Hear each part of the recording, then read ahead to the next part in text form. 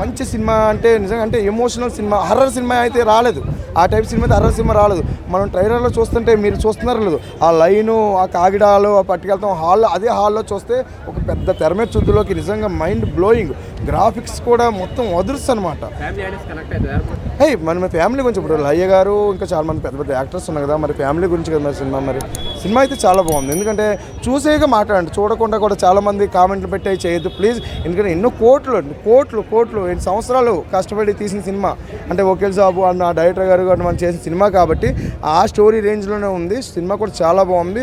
తమ్ముడు కొత్తగా చూడండి, కొత్త సినిమా కొత్తగా చూడండి, బాగున్నాయి. అడవిలో మొత్తం అంటే అదే అంటే ఇప్పుడు అడవిలో కాబట్టి అంటే ఆ బాణాలు అయ్యి అంతా మొత్తం గ్రాఫిక్స్ కూడా వెరైటీ. అంటే ఒక సినిమాకి మించి ఒక సినిమా ఉంటుంది కదా, ఇప్పుడు సాంగ్స్ ఏంటి, గ్రాఫిక్స్ ఏంటి, ఒక సినిమా మించి ఒక సినిమా ఉంటాయి కదా. మెసేజ్ అంటే ఇప్పుడు ఫ్యామిలీ గురించి అంటే ఫ్యామిలీని ఎలా కాపాడుకున్నాడు, తప్పిపోని ఎలా కాపాడుకున్నాడు అనేది ఒక మెసేజ్.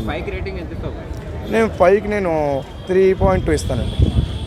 Thank you. ఇంత బడ్జెట్ అవసరం లేదన్న, బడ్జెట్ అనవసరం. సినిమాకి బీజియం మెయిన్. నిజమ్మా బీజియం అవసరం ఉన్న చోట, అవసరం లేని చోట ఆడు కొడతా అంటే ఆడు పని ఆడు చేసుకుంటే పోతున్నాడు, కొట్టుకుంటే పోతున్నాడు. ఏం బీజియం బుర్ర మెంటలు వచ్చేసింది. ఎక్కడ కూడా సౌండ్ బాక్స్లతో మాకు మామూలు మెంటలు రాదన్న. నిజంగా ఒళ్ళంతా నితిరికి అట్ర ఫ్లాప్ సినిమా, అట్ర ఫ్లాప్ సినిమా చెప్తున్నాను కదా. కానీ వాళ్ళ కష్టాని కోసం, ఆ అడుగుల యాక్టింగ్ కోసం వెళ్తే ఒకసారి వెళ్ళొచ్చు. ఏం పూసిపోక టైంపాస్కి ఏదో థియేటర్లో ఏసీ కోసం కూర్చోవాలనుకుంటే తమ్ముడు సినిమాకి వెళ్ళండి, లేదు సినిమా కోసం వెళ్ళాలనుకుంటే ఒక కన్నప్ప మూవీకి వెళ్ళండి. అంతేగాని నేనమ్మ తమ్ముడు సినిమాకి వస్తే మొత్తం మీకు బుర్ర పాడనమాట. సినిమా అయితే అస్సలు బాగాలేదన్న, వస్తే బోరింగ్ సినిమా. కనీసం బిలో యావరేజ్ మూవీ కూడా కాదన్న.